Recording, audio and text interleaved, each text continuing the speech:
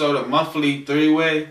I'm your host, Bootstrap Dunderjack, and we're gonna be asking questions, and we're gonna give you our opinions on it. And the host will be giving out points to whoever has the best answer, and at the end of this show, somebody will win this title, and they will have to defend it next week. The loser will have to sit in the host seat because he's a loser. Pretty much, he's just a loser. We got Johnny Anchor here. Oh. And we have James Keaton. No, that's our Australian love machine over here. Down under. Aye. Some shrimp on the barbie. You heard that, ladies? Shrimp on the barbie. Alright, we're gonna kick it off with our first question. What we think about this pay-per-view, Fastlane? Do we think it's gonna stay around, or is it just another flash in the pan pay-per-view? Johnny Anchor? They keep changing the names of so many pay-per-views all the time. Like, things get called one thing, and then it's like, oh wait, now it's Payback, or the newest flavor of the month pay-per-view name that they pulled out of a hat or threw a dart at. I don't know. The whole Fastlane thing, I mean, obviously we know they can't do Elimination Chamber anymore because the arenas are like, well, we can't hold it. Well, then build your shit better. But, I think the whole Fastlane idea, I mean, it's just, yay, cars, whatever. But it's probably going to get renamed into something else because I don't think it's going to last. It's just what happens when writers have to all of a sudden come up with something on the fly and they don't have a lot of time. As for the card itself, I think it's probably just going to be a bunch of matches to try and set up for WrestleMania, but I don't know how well it's going to work out. We'll see. Things will happen. I kind of agree with you. I'm not going to tell you my answer until I'm done. I mean, until over here, Superfly over there with a hat on. It's done. Superfly Keaton. I'm gonna say Fastlane is I'm gonna say a thumbs up, 2 thumbs up, because it's there's multiple reasons. The main reason is the Fastlane to WrestleMania. I think they're gonna build this card quite big because they're gonna have. I think they should have at least a couple title changes or title matches per se, 6 to 8 matches I think, and they're gonna keep it because it's the Fastlane to WrestleMania. You don't have a chamber anymore. You can't eliminate people. You can't, like Mr. Anchor said, you can't hold the structure, so they're going to create this Fastlane. It's going to be the Fastlane to WrestleMania. I think it's going to stay around a while. I think that we're going to see another Fastlane maybe a couple years from now, a couple years down the road, and then who knows, they could change the name, but I think it's going to stay around. I'm going to give you my answer, and then I'm going to give out the points to whoever I think has the best answer. My personal feeling is I think Fastlane is just literally the Fastlane to nowhere, because somebody ran out of ideas, and they were like, oh, let's just call it Fastlane. Alright, that sounds like. So my pitch to Vince, I was like, yeah, that sounds great, man. Alright, take it out. And I just think it's not going to go nowhere. They really don't have any major, there's no title defenses in that pay-per-view. I think the main event is Roman Reigns versus Daniel Bryan, not a title match. I don't think Cena versus Rusev is a title match. It is. It is. That's the only major title match. I'm surprised that's a title match. But the points actually goes to the Thunder from Down Under, because I think Fastlane will stay around. I can see they're promoting the hell out of it. I can see it being around for a couple of maybe 10 years, because WWE, that's what they like to do, is just drain the crap out of the pay-per-views. Alright, the next question we have is Roman Reigns and Ryan, and what do we think about Roman Reigns?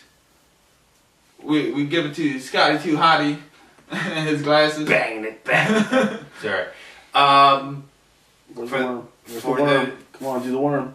I can do it. For those of you who are Bryan fans and for those of you who are Reigns fans, I think the Reigns push is big. He is personally a big guy. The fact that Bryan's still trying to enter in the picture is, I don't like it. I think Reigns deserves a one-on-one with Lesnar. If he gets it, awesome, he's got the belt. Then put Bryan into the mix. But I personally don't think that Bryan should be into the mix. I think the push for Reigns right now is huge, and they should have that big push for Reigns because he won the Rumble. It's the Rumble goes to main event WrestleMania. They shouldn't make a triple threat. I think Reigns should go win it and continue on with his title defense. Good points there. Good points, Mr. Anchor. Well, I agree with most of what he said, but I'm going to expound upon it because Reigns is the only one who looks like he could beat Lesnar. I've said it before. I'll say it again. I'll say it till the end of time. Daniel Bryan should not be going up against Lesnar because there's a difference between David and Goliath and, Sisyphus trying to push the rock up the hill for all eternity. It's not going to happen. Daniel Bryan has the skill to beat Lesnar, but he doesn't have the size. He's been injured. He's coming off of all that. Reigns has at least been back from the injury he had for a while now. And plus, like he said, Reigns won the Rumble. If you all of a sudden have Daniel Bryan just swoop in, that devalues the entire point of the Royal Rumble. The entire point of the Royal Rumble is that you main event and headline WrestleMania. If you're going to win that, you go to WrestleMania. It's that simple.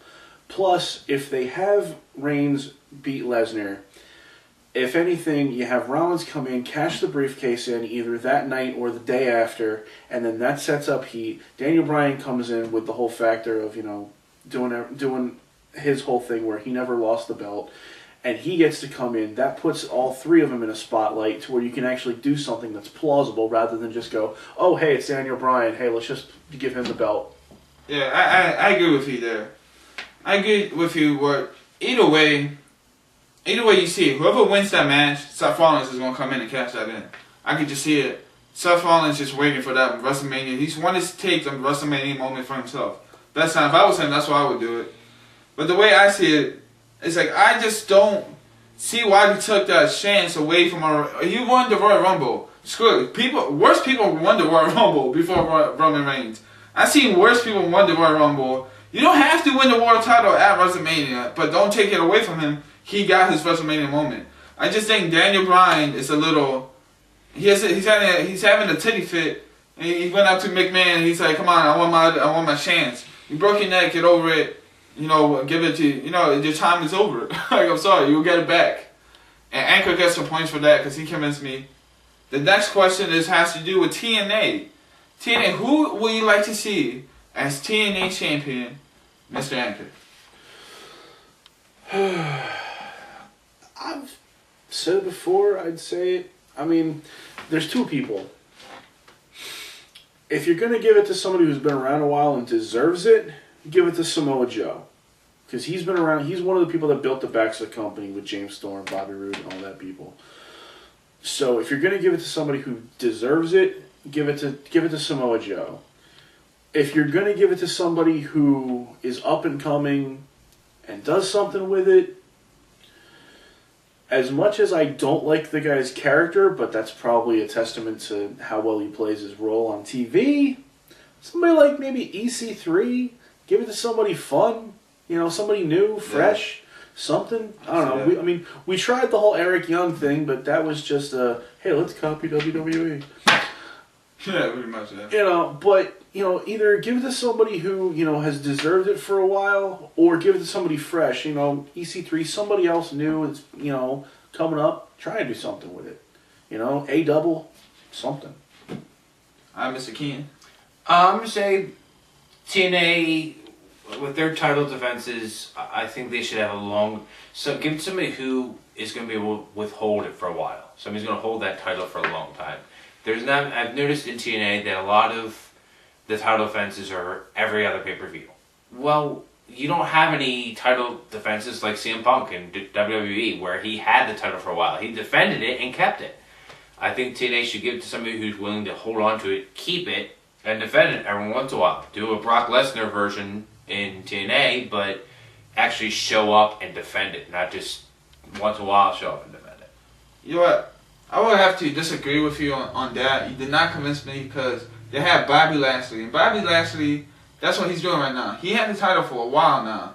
And he started off being a bad guy. He started off being a heel. He came in with MVP, messed stuff up. But now he's a good guy. He's been a good guy. He turned face. And he makes a good face. He's not believable as a heel, to be honest. No, as a face, he makes a great face because he's a big, powerful dude. He's knocking people out. Don't get in his face. You know what I mean? He's also like his like he has his a baby facial- face. Yeah, Yeah. he has a Yeah. baby face. Yeah. He is the archetype for a baby face. So Mr. Anchor convinced me. So right now he has the title. He won. We got one more question for you guys, and it's for the audience out there. Who would you like to see in the Hall of Fame? We are going to give you our answers to the WWE Hall of Fame. Mr. Keen? I'm gonna have to say that I'm thinking, you know, there's two guys I'd like to see in. I'd either like to see the Lex Express, Mr. Lex Luger. I mean, he's got his boy Sting now, kind of trying to get the spotlight. Just because it's been a while. I mean, he was a big name in the company. Also, I'd like to see maybe Michael Hayes. He's been there a long time. Yeah, He's been yeah. big influence in the company. He's been around for a while. He wrestled. He officiated. He's done it all. I mean, he deserves, I think, a chance in that Hall of Fame somewhere. That's it. That's a good point. So, Anchor, your point? I'm gonna go with my heart. You know, I'm ECW at heart. Always will be. Always have been. I'm gonna go with either two of the guys who, you know, just like, you know, some of the guys that built up TNA on their backs. I'm going to go with Tommy Dreamer or Sandman. Because honestly, between the two of them, you know, you don't, if neither one of those two are there, you don't get nearly as much of the craziness that goes on in ECW. You don't get all the nuts action.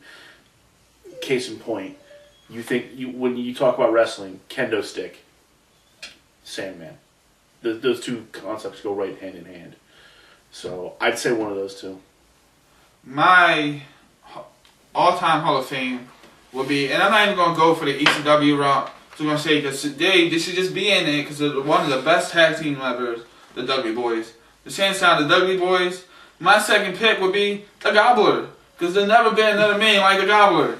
He came out egg. Everybody saw his origin on TV. And the Gobbler The Gobbledygooker? Yeah, hashtag Gobbledygooker Hall of Fame should be the next Hall of Fame, the Goobler.